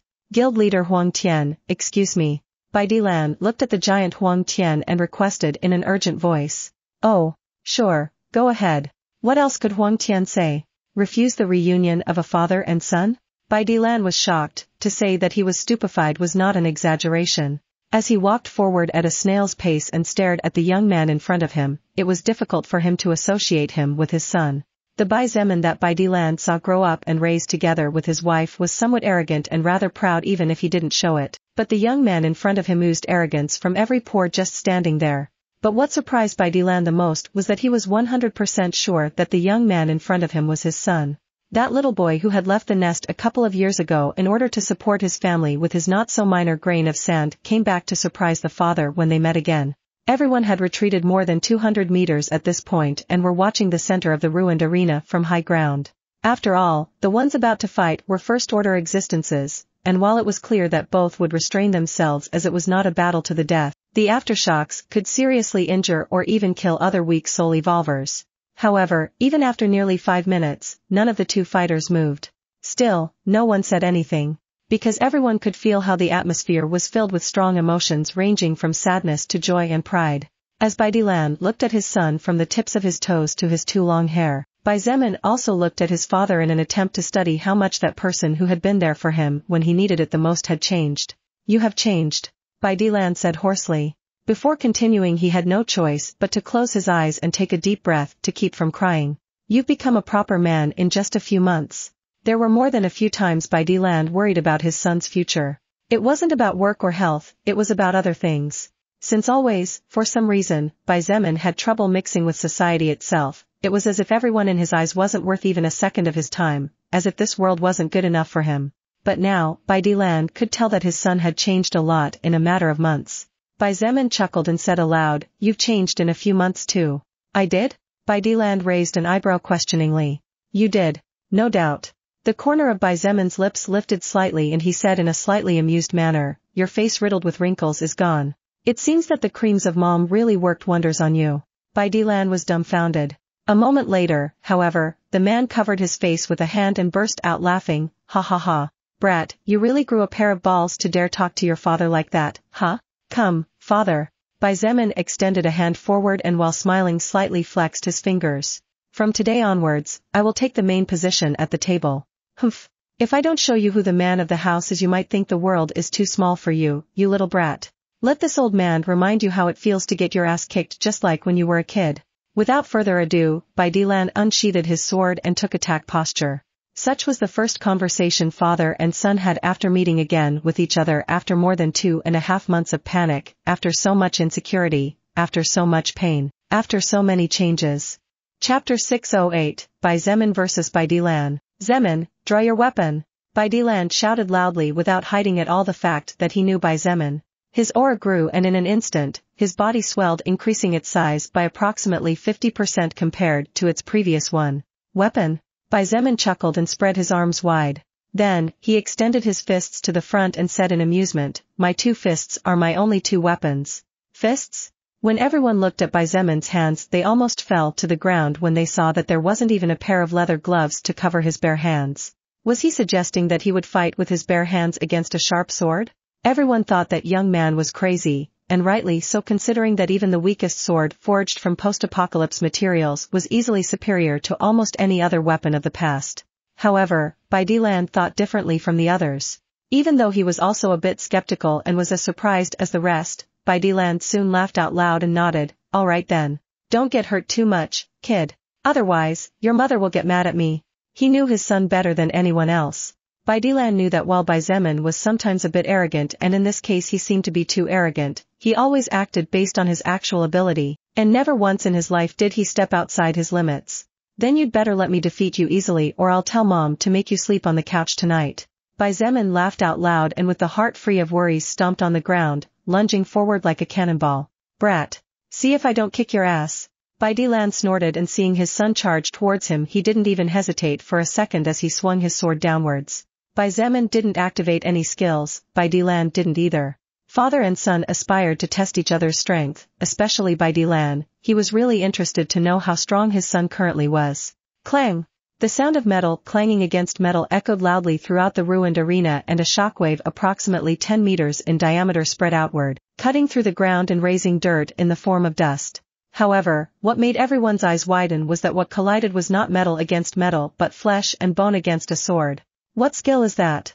Baidilan asked with wide eyes when he realized that his son in front of him was in perfect condition. There wasn't even a drop of blood on his fist firmly pressed against the edge of his sword. "It's a passive one. I'll tell you later." Xietain had no intention of hiding anything that could strengthen his family, but he couldn't speak so casually in this place either so he simply said as much. "Sure." Bai Dilan naturally understood the thoughts of his son and without hesitation nodded. Although he was actually curious about what kind of passive skill could make one's skin become strong enough to withstand the edge of a sword with 99 physical attack points, he knew that this was not the right moment. But, father, if that's all you have, you'd better give up. Bai Zemin shouted lightly and put a little more strength into his right fist. The expression on Bai Dilan's face changed slightly, but before he could do anything his body was pushed back so hard that his legs left two long trenches over 20 meters long before he could finally stop. What's wrong with that shitty sword? Bai Zemin frowned slightly and suddenly felt dissatisfied in his heart. He had already realized that his father was a level 43 soul evolver, so Bai Zemin was trying his best to limit his stats to normal parameters. While it was impossible to avoid the effect of passive skills, the fact that he was able to force Bai Dilan back so easily was in large part due to the fact that the weapon of the former was only mediocre, to say the least. Was the Chinese Renaissance such a stupid faction that they wouldn't even give good equipment to someone so powerful? What was Wu Juan's father thinking? Father, be careful. Bai Zemin warned in a serious voice, and without waiting for a reply he rushed forward once again. Bai Dilan didn't even have time to react when his son appeared in front of him. With no other choice, he gritted his teeth and held his sword in front of his chest. Bang! Once again, Bai Dilan found himself helplessly retreating in the face of Bai Zemin's brute strength. His eyes trembled slightly as he felt his right hand go slightly numb and a flash of disbelief glinted in his gaze. One should have known that with his skill power booster, Bai Dilan could fight a level 45 to 46 mutant beast with no problem, but he was still being forced back by his son with bare hands. Again, Bai Zemin charged forward and like an unstoppable machine began raining blows on his father. Bang! Bang! Bang! Bang! Bang! Bang! Bang! The seconds passed quickly, and in an instant 40 seconds had elapsed since the father-son duo had begun to fight. During that time, Bai Dilan was being dragged to blows all over the ruined arena helplessly under Bai Zemin's relentless fists. For the love of God! That guy! Bai Zemin, that dude is really beating Bai Dilan. Hearing the words filled with disbelief and surprise from the other leaders beside him, Huang Tian couldn't help but his eyes flashed brightly. Unlike most, he had realized that every punch Bai Zemin threw was completely intended to test Bai Dilan's limits, increasing in power ever so slightly each time to the point of being almost completely unnoticeable. On the other hand, Zhongde and Nangong Lingxin exchanged glances. They both chuckled before looking back at the reunion battle between the father and son that had been separated by fate. Ha ha ha ha ha ha. Bai Dilan laughed out loud and his eyes flashed brightly as he stepped back again, barely standing upright and with both hands shaking fiercely. Bai Zemin stopped and asked dumbfounded, Father, what are you laughing at? Ha ha ha ha. How could I not laugh? Bai Dilan didn't wait for Bai Zemin to attack and instead charged after activating his first order fast movement skill. Clang! Bai Zemin's palm stopped his father's sword slash and the two men's eyes met for an instant. How could I not be happy when you, my son, has turned into such a splendid man? The eyes of Bai Dilan sparkled and his words subconsciously caused Bai Zemin to waver his stance a little, which forced him to take several steps back. Brat, this will be my last assault of the day. Bai Dilan shouted before roaring like a beast. Bai Zemin's eyes widened slightly in surprise as his father's body swelled even more than it already was. Then, under his curious stare, many fiery red hairs covered Bai Dilan's face and part of his arms and legs. I can only maintain this skill for 1 minute at most due to my low mana. The voice of Bai Dilan was much deeper and huskier compared to his normal voice now that he had transformed into something similar to a wild beast. Zemin, be careful. With this skill, even a level 49 soul evolver would be crushed to death if it underestimates me too much. Bai Zemin closed his eyes and a faint smile slowly formed at the corner of his mouth. He was really happy that his father was so strong, and now he partially understood the reason why his family seemed to be doing well. Moreover, he also understood the reason why Wu Keqian told him earlier that in the notebook that Bai Zemin gave him he saw the name of an important person for the Chinese Renaissance. With the power to fight against peak first-order existences, Bai Dilan proved to not only be powerful but also proved to be an extremely brave man who was probably fighting to exhaustion since day one, to protect his loved ones. I'd better stop here, Bai Zemin thought with a smile before charging forward with his heart completely free of worries. His goal from start to finish had been to test the limits of his father. Now that he had done it, there was no need to continue to push any further. The most important thing was that Bai Zemin had already proven to possess a battle power equivalent to a level 46 to 47 soul evolver, and he was sure that this news would soon reach Wu Keqian's ears. There was no need to expose himself anymore. He would let Shangguan Bingshui, Chin-hee, and the others take the glare and draw attention while he played his cards calmly. His family was here, by his side. What was the hurry then? It wouldn't hurt to get some rest after so much tedious fighting and planning. Boom! The fists of Bai Zemin and Bai Dilan met in the air, generating a powerful shockwave that spread far enough to push those weaker ones who were 200 meters away even further back. This time it was not Bai Dilan who retreated but Bai Zemin. Just as his son had done before, Bai Dilan did not give him time to rest because as if he had truly lost all rationality he turned into a cannonball and slammed down ferociously once again. Boom! This time, Bai Zemin was sent flying more than 20 meters, but before he touched the ground after his feet came off solid land he supported himself with his hands and did a spinning kick to meet the attack of his father again. Bang! Bai Zemin was forced back further and further until it reached a point where he could barely defend himself from the relentless attacks of Bai Dilan. Seeing this, Huang Tian finally let out a sigh of relief and released all the tension he was holding back. He was a level 50 soul evolver in the evolution process and could barely fight against Bai Dilan in his current state. If Bai Zemin really could force this Bai Dilan to retreat even in his current state, then Huang Tian might have a hard time maintaining his position if his superiors did not fear that Bai Zemin would betray them. A minute later, the skill First Order Mutation Level 5 in Bai Dilan's possession was forcibly deactivated when he was unable to provide the necessary mana. Bai Zemin was panting heavily and his arms fell weakly at his sides. Seeing him like this, Bai Dilan nodded and said in a soft voice, "Can we call this a draw?" Bai Zemin straightened his posture with great difficulty and nodded with a smile, "Let's leave it at that for today. I'll kick your ass another day. You'll have to be born again first, kid." Bai Dilan shook his head and chuckled. Even though he wasn't openly showing it, the pride in his gaze every time his eyes fell on the body of his son Bai Zemin was abundantly clear to anyone who knew him well enough. Bai Dilan was incredibly pleased and proud of the son life gave him and he was sure his wife would be even more so when she saw him later on. Wonderful! Huang Tian approached the duo clapping noisily and looked at Bai Zemin admiringly. "Bai Zemin, you really are the son of Dilan. A tiger father has no dog son after all." Bai Zemin bowed very slightly with a smile and respect as he could feel that the words of Huang Tian came from the bottom of his heart when he praised his father. This fact alone was enough for him to respect someone weaker than him. Suddenly, Bai Dilan looked at Huang Tian and said in a deep voice something that surprised Bai Zemin and everyone listening. "Guild leader Huang, I would like to cede my position as the leader of team number 15 to my son Zemin." Eh? Huang Tian looked at Bai Dilan in shock. In fact, the eyes of Bai Zemin also widened due to disbelief and he quickly interjected, "Father, what are you?" "All right, I've already taken my decision." Bai Dilan cut his son off on the spot, leaving Bai Zemin not knowing whether to laugh or cry as he knew that when his father got like this there was no room to argue at all. "I think the strength of my son has been proven today," Bai Dilan said looking at Huang Tian. "My son made it all the way from the distant Yanqing district. I'm sure he has more experience than me when it comes to hunting missions or fighting in the mutant forests." Bai Dilan did not know how difficult his son's life had been. However, just one look into his eyes was enough for him as a father to vaguely realize that the current Bai Zemin was completely different from his former self. No matter how much Bai Zemin pretended, the noble and dangerous aura that surrounded him was hard to hide from someone who saw him born and grow up.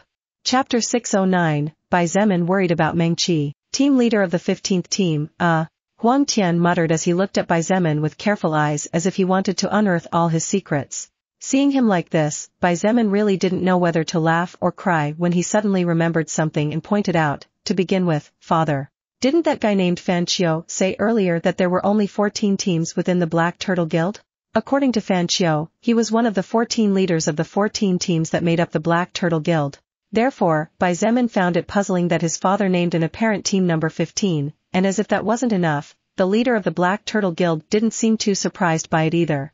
Bai Zemin's doubts were instantly cleared up by Bai Dilan. "Actually, our guild has just over 1,400 members in total. Each of the 14 teams is composed of a total of 100 soul evolvers. But, there are approximately 53 more that aren't enough to make up a complete team, so the 15th team is actually not really taken as a true team by anyone here." Bai Dilan couldn't help but smile with a bit of bitterness as he said those words.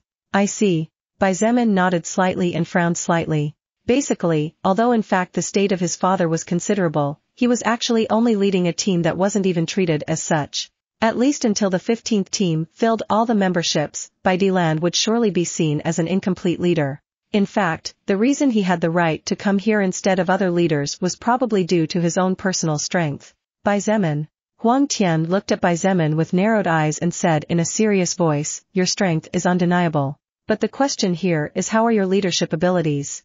I have no problem with letting Bai Dilan be second after you in the 15th team, but I can't allow someone with zero leadership experience to take the reins now, since a significant operation will soon be underway in one of the most dangerous forests in the south. What was his leadership like? Bai Zemin forced a smile into his heart and really didn't know how to answer that question. He didn't dare to say he was a born leader, talented, or overly experienced. But at the very least, Bai Zemin was pretty sure that only a handful of people in this entire base could perhaps compare to him when it came to leading fighters into battle. At that moment, a series of footsteps sounded from behind the group heading in their direction. When Bai Zemin raised his head, he saw Zhongde and Nangong Lingxin coming closer. You too? Huang Tian muttered as he looked at the duo and Bai Zemin repeatedly, as if he was asking to the latter if he knew them. Guild leader Huang, these two are my teammates with whom I fought shoulder to shoulder from Yanqing district to clear a path for us here. Bai Zemin pointed at the duo, casually explaining not only the connection they shared but also indirectly saying that they were both existences not to be messed with. In fact, after hearing the words of Bai Zemin, the eyes of Huang Tian and Bai Dilan flashed as they watched the duo carefully. Indeed, I can sense that both of them are powerful warriors. Huang Tian nodded before stepping forward and extending his invitation with goodwill. Two friends, since you both far exceed the level requirement and considering that you are Bai Zemin's comrades with a lot of combat experience, there is no need for you to go through the joining test. What do you think? Nangong Lingxin and Zhongde did not respond immediately and instead looked at Bai Zemin as if waiting for his confirmation. It was only after seeing him nod that the two of them looked at Huang Tian and nodded with polite smiles on their faces. This brief demonstration was enough for both Bai Dilan and Huang Tian to understand that these two soul evolvers in front of them would only listen and follow the orders of a single person. Probably having heard Huang Tian's previous question, Nangong Lingxin smiled slightly and pointed at Bai Zemin as she said with some pride in her voice, Guild leader Huang, my name is Nangong Lingxin and I am one of the main assault members in the group of Bai Zemin. You asked previously if he has the experience to lead, didn't you? Indeed. Hearing Huang Tian's confirmation, Nangong Lingxin let out a chuckle and said softly, let me tell you a secret then. To get here, Bai Zemin led all of us without losing a single member of the team to break through the Eastern Dragon's back. At that time, just before the bridge collapsed due to the growth of the earth, the zombies from Huang City and Jinping City as well as the surrounding villages had gathered under the command of a zombie with a special skill. I guess you know what that means. It was only after hearing Nangong Lingxin's words that both Bai Dilan and Huang Tian remembered that to get here in such a short time, the only way Bai Zemin had to accomplish such a thing was to break through the Eastern Dragon's back. That meant that at the very least, he had to have led his team to break through a horde of no less than 2 to 3 million zombies. Bai Dilan looked at his son with a sheet-white face as a wave of fear washed over him.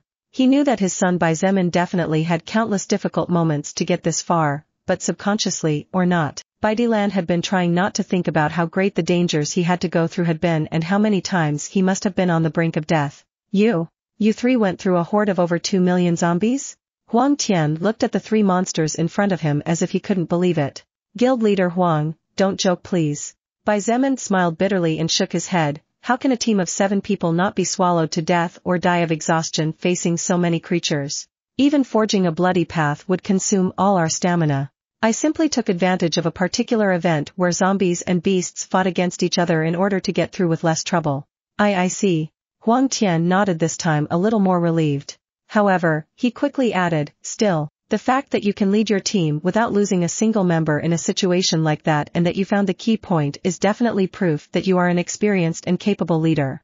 Bai Dilan looked at his son and for some reason felt that he was lying. However, Bai Dilan also could not believe that a team of 7 people could take on millions of zombies without dying from exhaustion or even receiving a scratch.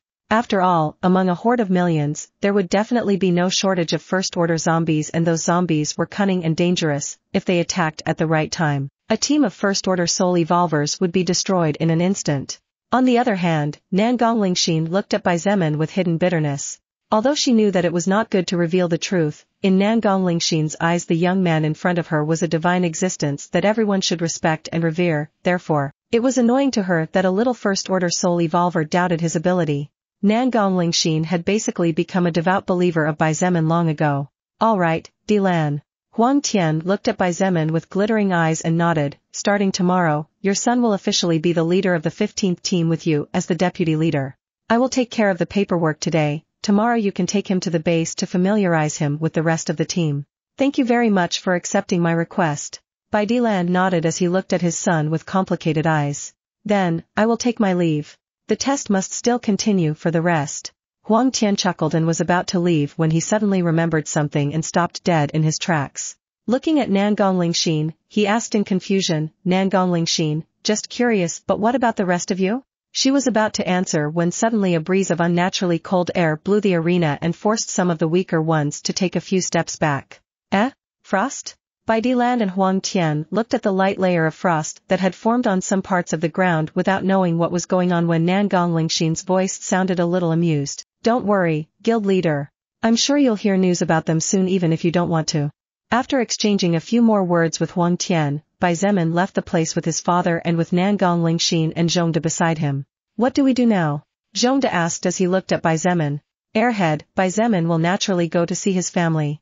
Nangong Lingxin clicked her tongue and pointed out, we naturally are not going to interrupt the reunion of a family that was separated by a sea of enemies for months. The corner of Zhongde's mouth twitched a couple of times and even though he knew that his question had not been very bright, he could not help but say in a grumpy voice, I say, surnamed Nangong. Are you forgetting that my position is higher than you in every respect? Humph. Say that when you can break through my defenses, little man. Nangong Lingxin coldly snorted without caring about Zhongde's words at all. Bai Dilan watched the duo with amusement and was relieved that indifferent Bai Zemin who always gave a cold shoulder to everyone had managed to meet people with whom he could forge a friendship. That seemed to be quite strong. But Bai Dilan also took it as a matter of course, after all. These three must have fought countless battles and had surely saved each other's lives by helping each other cover their backs or even receiving wounds for each other. Zhongde, Nangong Lingxin. You two can either wait for the others or go back to Wu Juan's house first. Bai Zemin interjected after a moment's thought. I probably won't go back today since I will stay overnight with my family. No, actually. Tell Uncle Wu that there's no need to find a place for me in such a hurry.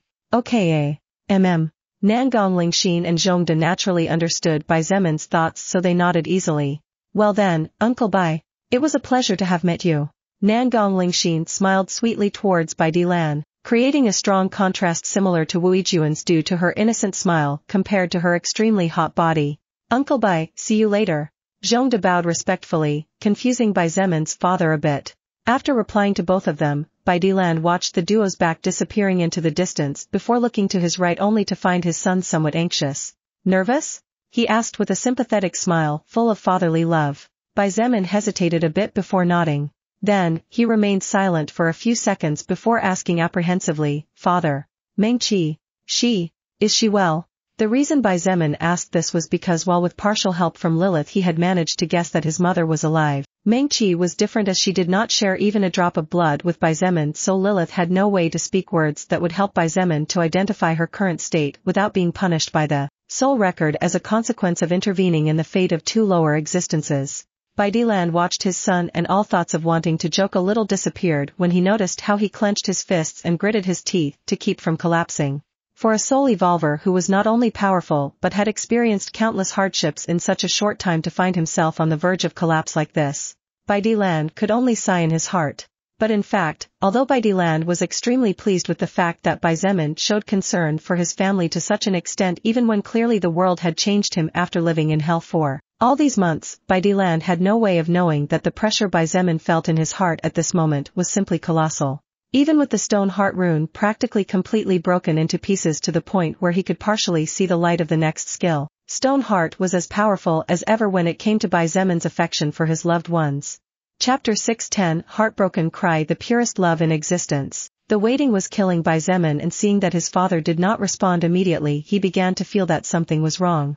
But in fact, the anxiety had been causing time to seem to flow slower for him, as what seemed like an eternity to Bai Zemin had actually been no more than 2 or 3 seconds at most. Seconds during which Bai Dilan had been sighing over his son's emotions.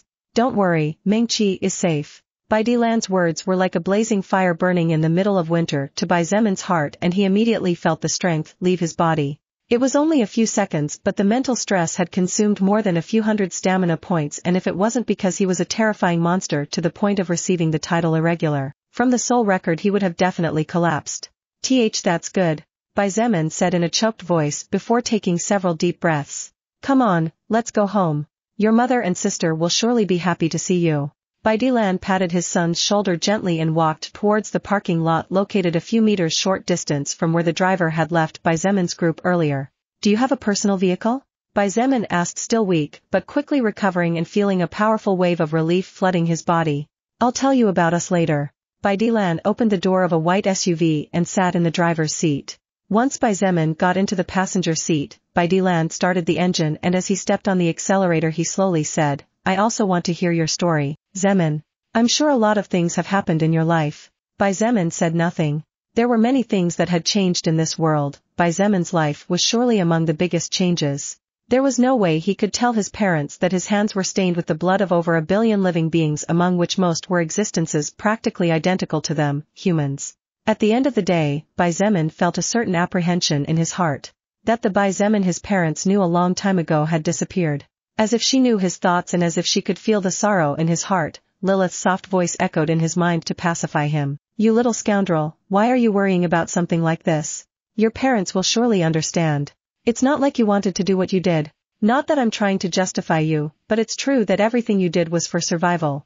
In fact, you didn't do anything wrong. No matter the world or race, all planets visited by the soul record are destined to turn into blood rivers. Xietain opened his previously closed eyes and looked at his own reflection in the glass of the vehicle. Not only was his exterior almost completely different from the exterior he remembered having, but his heart had also gone through terrifying changes. But at the end of it all, Lilith was right. Kill or be killed. Xietain was not too surprised when his father's car stopped in front of a considerably luxurious house within the privileged residential area.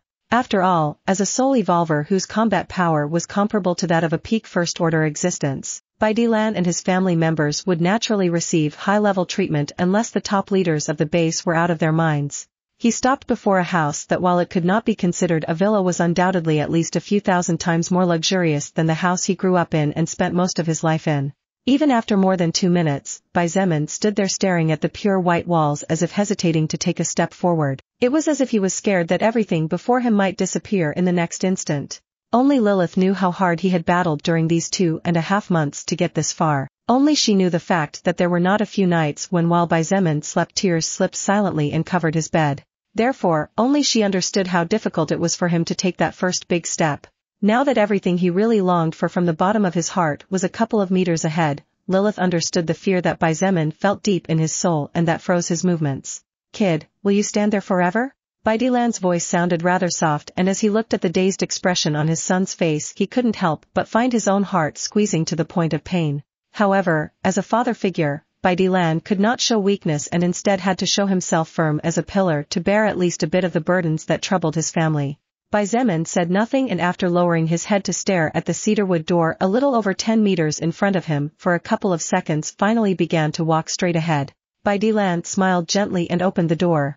What greeted Xietain was a wide corridor with a light wood floor and 2 pots with bright mutant plants placed at the end of the corridor where what looked like a large living room began. Seeing Xietain again freeze again, Xietain shook his head and sighed. Instead of disturbing the boy, he went into the house and left the door open. Arriving at the end of the corridor, Xietain did not leave Xietan's sight and instead called out loudly, Hey, Linger. Come see who came to visit. Eh? A slight sound of surprise rang out from inside the house. Although the sound was very low, Xietan's senses didn't miss it, and upon hearing that seemingly insignificant small sound, his entire body shuddered as if a bolt of electric current shot through his nerves. Followed by a set of light footsteps that clearly belonged to a woman, Xietain heard a faint whisper, How is he already here? Didn't he have work to do? I hope he didn't bring anyone important without warning. The voice was delicate and tender, traits of a kind and caring person.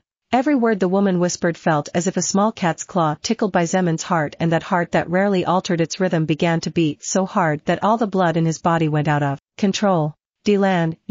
Linger's words became mute once she reached the beginning of the corridor, and her eyes remained fixed on the open door where an extremely handsome young man was staring inward, and just like her his movements froze once she came into his range of vision. Linger's small mouth hung slightly open, barely exposing the underside of her pearly teeth. Her lips occasionally moved slightly, but there was no sound coming from inside her mouth, and with each passing second the trembling of her body became stronger and stronger. She was sure she had never in her life seen such a handsome person. She was sure. However, her heart began to beat like crazy once her honey-colored eyes met those two eyes as black as midnight. Even if his appearance had changed, there was something Ylinger would definitely not forget even if he was turned into ashes, those two black eyes. The first time she saw her son's eyes when he was born was something she would never forget for the rest of her life, no matter how long it meant. A slight sound that didn't mean anything at all came out of her mouth before her legs lost their power. However, before her body fell even a millimeter, she felt two large arms wrap around her. Ylinger's entire world was surrounded by a scent that was extremely familiar and that she had felt for over 20 years, but at the same time felt as distant as if it was the first time she had it close. After centuries of long separation. "I'm back, Mom." The hoarse voice, similar to that of someone drowning in their own tears, was practically unrecognizable to Ylinger. However, if she still lacked anything to confirm her already secure feelings, those 3 words were more than enough to make the sun rise for the first time in months inside her inner cloudy little world. Ylinger's tears began to fall silently before her face crumpled into an expression that showed more pain than relief before her silent crying turned into a piercing scream followed by disconsolate, choking sobs. She automatically wrapped her arms around the body of the person holding her as if her life depended on it, and her hands tried to dig inside the leather armor as if she wanted to feel the warmth beyond. Xietain closed his eyes and cried silently as he tried his best to take deep breaths and feel that motherly warmth he had missed so much and longed for all this time. Humans were a strange race indeed, especially at a certain age. At the age close to 20, humans usually viewed their parents as nuisances without knowing that they were actually the most precious gift that life had for them. A gift that would eventually fade away until it would finally leave their side, leaving behind lifelong regrets for their children. In the last 2.5 months, how many times did Xietain regret not telling his mother that he loved her more often? How many times did he blame himself for not hugging her tightly? How many times did he wish he could feel her hands caressing his face tenderly? Too many times to count. 2.5 months that felt like a lifetime of distance were enough for Xietain to realize that the most beautiful love that existed, the purest of all, was that of a mother for her child.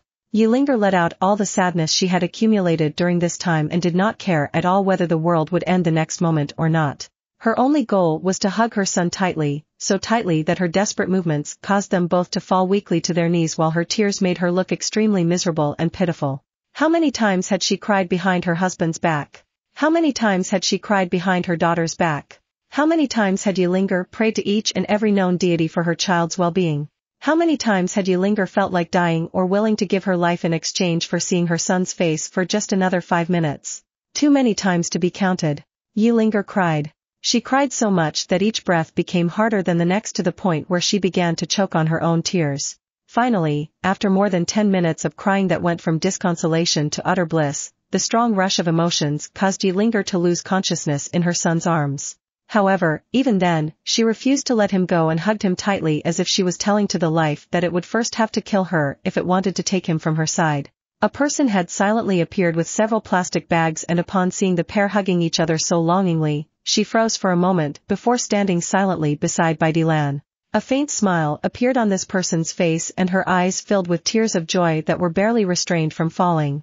Even if she could not see the man's face since his back was turned, there was no need to do that to identify him at all.